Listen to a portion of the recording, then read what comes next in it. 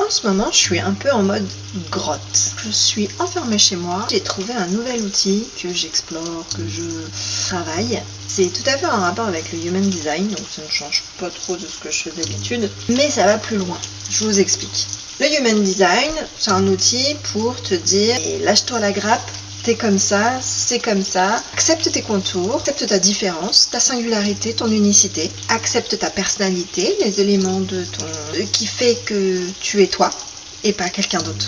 Mais après, si on va aller un petit peu plus loin, généralement quand on se trouve mal de défauts ou quand on a des difficultés, on se sent en souffrance, là, l'Human Design, il peut t'amener vers les clés génétiques. Qu'est-ce que les clés génétiques? C'est un descendant en fait de l'Human Design qui a créé les clés génétiques et ça te permet d'aller encore plus en profondeur dans chaque clé. Le Human Design, il parle de portes, les clés génétiques, ils appellent ça des clés. Donc c'est d'aller encore plus profondément dans ces portes, ces clés, et de voir la résonance, la vibration de ces portes en termes d'ombre, de lumière, de CD. La lumière, dès que tu es tout petit, en fait, toutes tes portes, tu les exprimes dans la lumière, dans le don.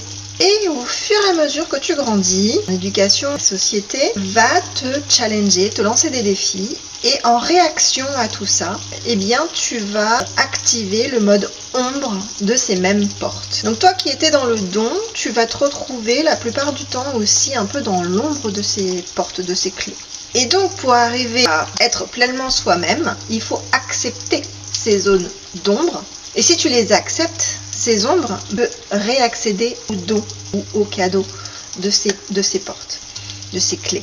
Les clés génétiques sont une manière de voir les choses, une manière de t'expliquer les choses qui est un peu différente de l'Human Design. Et c'est ça qui est intéressant parce que ça complète parfaitement l'Human Design. Et ça te permet de travailler sur toi. Si par exemple tu es trop dans ces ombres, ça va te permettre de voir que tu es dans l'ombre, de l'accepter et du coup de voir quand tu bascules dans le don et de faire plus rapidement ce basculement. En règle générale, on n'est pas totalement dans l'ombre de la porte, on est de temps en temps dans le don, mais on oscille entre les deux. Tu prends conscience de tout ça, tu vas prendre conscience de là où tu es dans l'ombre ou dans le cadeau, et donc du coup tu peux switcher. Et en pleine conscience, c'est par ta propre volonté dans le don. Et donc c'est un travail qui est très très intéressant à faire avec les personnes qui se trouvent en difficulté avec eux-mêmes, difficulté à s'accepter, à accepter leurs réactions, leur surréaction ou leur manque de réaction aussi, des fois ça peut arriver. Et c'est une mine d'informations pour moi en tant que thérapeute que du coup je peux vous accompagner là-dedans. Quand je regarde votre profil en Human Design, quand je regarde ces clés génétiques,